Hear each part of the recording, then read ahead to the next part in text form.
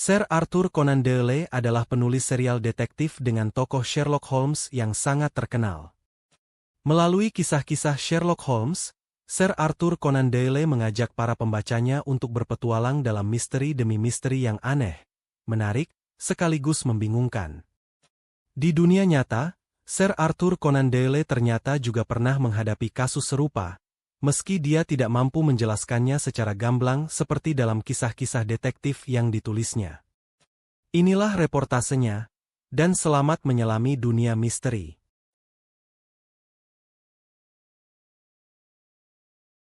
Peristiwa misteri di dunia nyata itu terjadi di Barbados, Kepulauan Karibia, tepatnya di distrik Christchurch, dekat kota Oistins, di ujung selatan Pulau Barbados.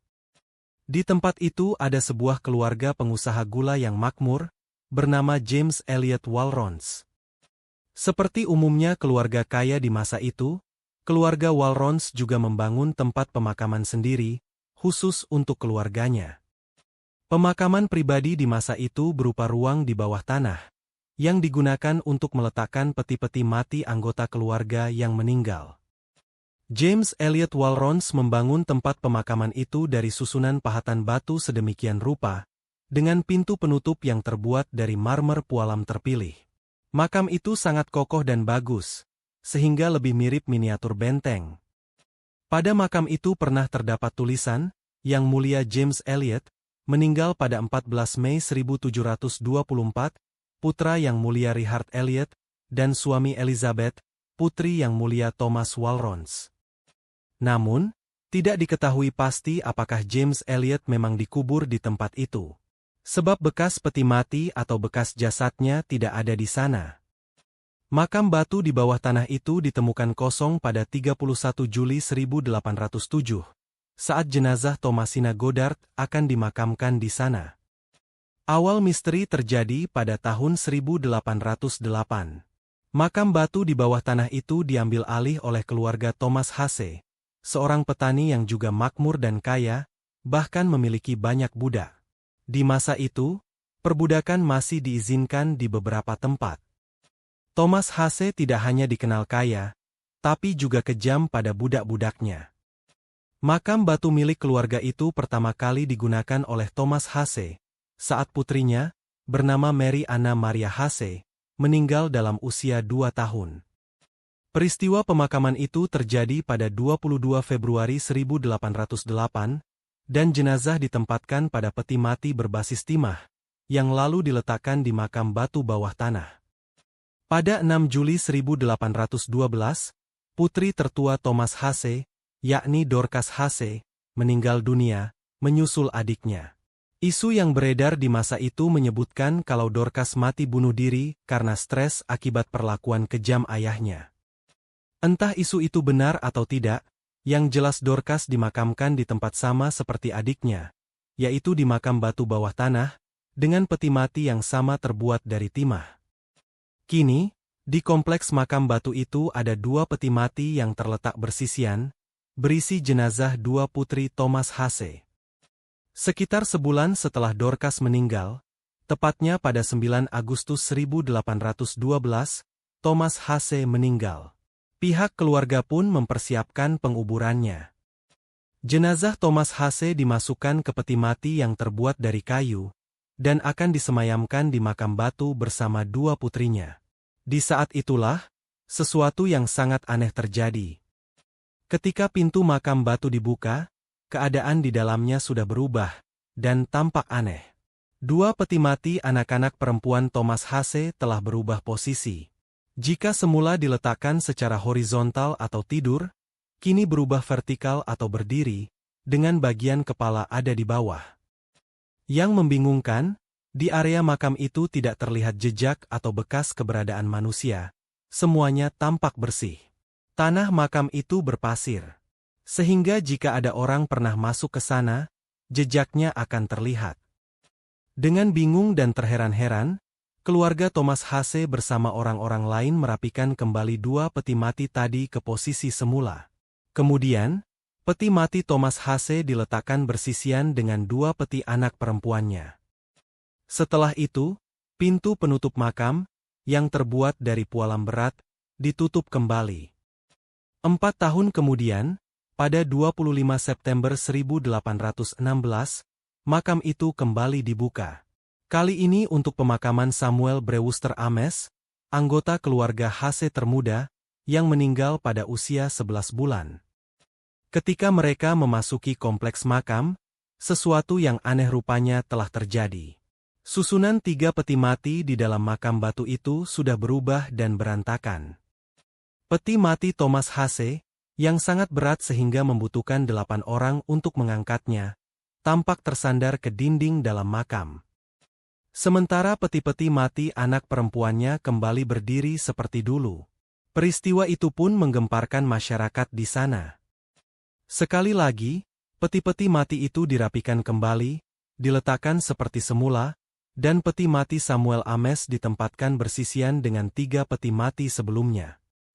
Sejak itu, keanehan yang terjadi di kompleks makam keluarga itu jadi gunjingan para penduduk. Mereka penasaran dan bertanya-tanya apa yang telah terjadi di makam itu, hingga peti-peti mati bisa berubah tempat sendiri. Lalu, pada 17 Juli 1819, salah satu anggota keluarga Hase meninggal, kali ini Thomasina Clark. Seperti anggota keluarga yang lain, ia pun akan dimakamkan di kompleks makam keluarga. Kabar kematian itu santer diberitakan dari mulut ke mulut.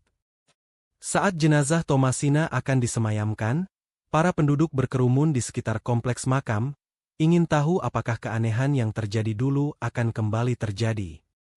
Ternyata, kejadian aneh dan misterius itu masih terulang. Ketika pintu makam dibuka, peti-peti mati di dalam makam tampak sudah berpindah tempat dalam keadaan yang berantakan. Sekali lagi, orang-orang merapikan peti-peti mati di sana, hingga tersusun rapi seperti semula. Mau tidak mau, peristiwa aneh terkait peti-peti mati di kompleks makam itu pun tersiar kemana-mana, dan seketika menghebohkan masyarakat distrik Christchurch. Kabar tak sedap tersiar, jenazah keluarga Hase tak diterima bumi. Sementara sebagian lain bisik-bisik mengenai kemungkinan kutukan yang menimpa keluarga itu.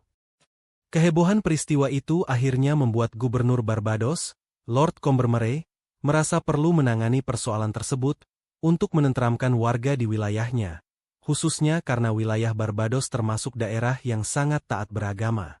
Isu soal supranatural adalah isu yang sensitif. Maka, pada tahun itu juga, Lord Combermere melakukan pemeriksaan ke makam misterius, bersama beberapa orang. Saat pintu makam dibuka, dia menyaksikan sendiri dengan mata kepalanya bahwa peti-peti mati di makam itu sudah kembali berantakan, kecuali peti jenazah Thomasina Clark yang mulai melapuk. Gubernur pun memerintahkan sejumlah orang untuk merapikan posisi peti-peti jenazah keluarga Hase. Ia mengawasi langsung pekerjaan itu, memastikan semuanya telah rapi, hingga akhirnya pintu makam ditutup kembali. Untuk meyakinkan seluruh penduduk, ia menempatkan segel gubernur di pintu makam. Apakah masalah itu kemudian selesai? Tidak. Sejak itu, para penduduk yang tinggal di sekitar kompleks makam itu melaporkan, mereka sering mendengar suara-suara gaduh dan misterius yang berasal dari makam batu. Akhirnya, pada 18 April 1820, ditemani para pejabat daerah dan wali kota, Lord Combermere kembali melakukan pemeriksaan ke kompleks makam tersebut. Segel gubernur yang mengunci pintu makam terlihat masih utuh, dan sama sekali tidak rusak. Namun, ketika mereka telah membuka pintu makam itu dan memasukinya, mereka mendapati peti-peti mati di dalamnya sudah berantakan kembali. Gubernur tercengang, karena ia sudah menyaksikan sendiri bahwa peti-peti itu semula sudah dirapikan. Pemeriksaan intensif pun dilakukan, untuk menemukan kemungkinan apa yang menjadi penyebab peti-peti mati itu bisa bergerak dan berubah posisi. Namun hasilnya nihil, karena sama sekali tidak ada jejak apapun yang ditemukan. Lapisan pasir yang menutupi lantai tampak masih utuh tanpa ada jejak apapun. Belakangan, setelah menuliskan kasus itu dalam laporan resmi, gubernur memutuskan untuk mengosongkan makam tersebut. Hal ini dimaksudkan untuk menghilangkan isu soal arwah penasaran dan isu lain yang buruk di wilayahnya. Sejak itu, makam batu tersebut kosong dan tetap terbuka hingga hari ini. Apa sebenarnya yang telah terjadi? Misteri yang terjadi pada makam batu keluarga Thomas Hase menjadi salah satu misteri terkenal di dunia, karena tidak pernah terpecahkan, dan karena terkait dengan kemungkinan supranatural. Saat ini, kompleks tersebut menjadi salah satu tempat yang banyak dikunjungi wisatawan. Sebagian mereka yang tertarik dengan hal-hal supranatural mencoba memecahkan misteri yang pernah terjadi di sana, namun sejauh ini bisa dibilang sia-sia. Tak ada yang bisa menjawab secara pasti apa yang telah terjadi pada makam itu. Ketika kasus misterius itu sedang santer dibicarakan, berbagai teori dan spekulasi pun bermunculan. Sebagian orang menyatakan, ada kemungkinan makam keluarga Thomas Hase dirusak oleh para budak yang dendam kepadanya. Namun, teori atau spekulasi itu sulit diterima, karena tidak ada jejak sama sekali di makam. Jika memang ada orang atau beberapa orang masuk ke sana, dengan tujuan untuk merusak makam, pasti jejaknya akan terlihat, khususnya setelah pintu makam dikunci dengan segel gubernur. Tapi nyatanya segel itu tetap utuh dan sama sekali tak terlihat pernah dibuka. Teori lain menyatakan bahwa ada kemungkinan banjir membuat peti-peti di sana berpindah posisi. Namun teori itu pun terbantah, mengingat peti-peti di sana tidak hanya berpindah posisi, tapi sampai ada yang berdiri. Teori lain lagi menyatakan bahwa gempa mungkin menjadikan susunan peti-peti itu berpindah tempat. Namun penduduk yang tinggal di sana tidak satu kali pun pernah merasakan gempa. Belakangan, saking misteriusnya kasus itu, sampai Sir Arthur Conan Doyle, penulis serial detektif Sherlock Holmes, diundang ke sana untuk membantu memecahkan kasus tersebut.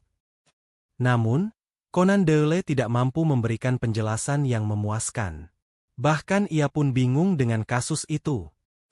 Kini, setelah 200 tahun berlalu, setelah sejumlah wartawan, peneliti, hingga penulis, datang ke sana dan melakukan berbagai pemeriksaan dan penelitian, tetap belum ada yang bisa menjelaskan apa yang mungkin terjadi pada kasus misterius itu.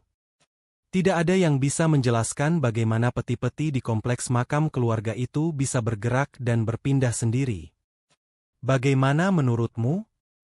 Jangan lupa like, komen, share dan subscribe, agar tidak ketinggalan kisah-kisah misteri lain di channel ini. Sampai jumpa di kisah berikutnya.